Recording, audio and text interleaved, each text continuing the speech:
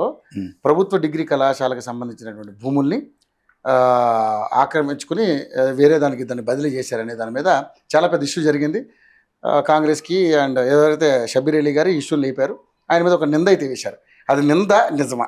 మీరు దాని మీద కూడా కొంచెం పోరాటం చేశారు, మిమ్మల్ని అక్కడ దాకా వెళ్ళకుండా కూడా పోలీసులు అరెస్ట్ చేశారు. ఏంటి దాని మీద ఏం చెప్పాలనుకుంటున్నారు? ప్రభుత్వం ఎవరి చేతులు ఉంది? షబ్బీర్ అలీ ఎవడు?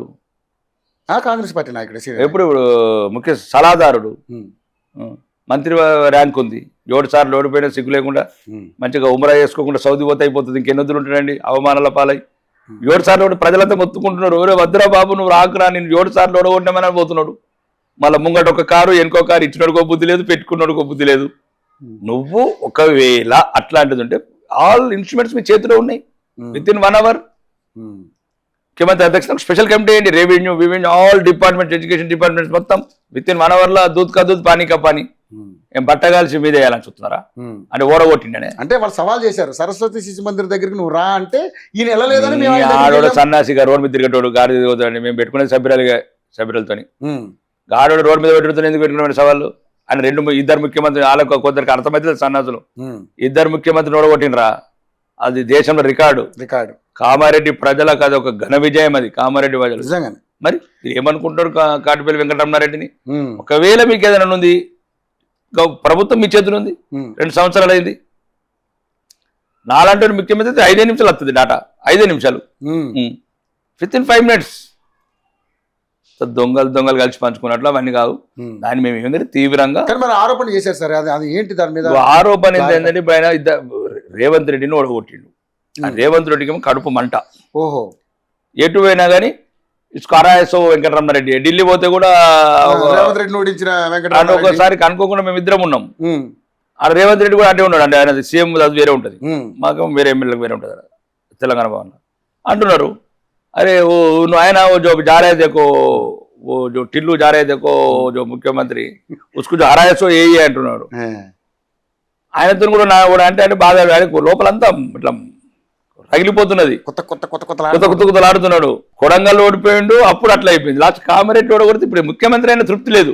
ఆడుకోతాడు కామారెడ్డి ఓడిపోయినాడు అంటున్నారు. కాబట్టి అట్లా షబ్బీర్ అలీ ఒక ఏమంటారు వృద్ధ జంపుకం. మన సినిమాలు ఉంటాడు వృద్ధ జంపుకం అని. బాహుబలిలో కూడా ఉంటాడు ఇట్లా అట్లా. ఆ రకంగా వృద్ధ జంపుకంతో ఒక అవన్నీ ఆ కుట్రలు పన్నాగాలు ఎన్ని చేసిన షబ్బీర్ అలీ నీ జీవితంలో గెలిచేది లేదు, నువ్వు మళ్ళీ వచ్చేది లేదు. నీ తెలంగాణలో రికార్డు ఉంది, 9 సార్లు పోటీ చేసిండు, 7 సార్లు ఓడిపోయిండు. కాబట్టి ప్రజలు చీదరించుకుంటున్నారు. నాకు తెలిసి వయసు కూడా ఎక్కువైపోయింది. ఇంకా ఉమ్రా చేసి సౌదీకి పోయి మక్కా పోయి మంచిగా ప్రశాంత జీవితం ప్రశాంతంగా గడుపు. వీలైతే దయచేసి ఈ దేశం కూడా రాకు, అక్కడనే శాశ్వత నివాసం ఏర్పరచుకొని. సో దాని మీద అయితే క్లీన్గా ఉన్నారు కదా కాటిపల్లి వెంకటరమణారెడ్డి గారు. 100%.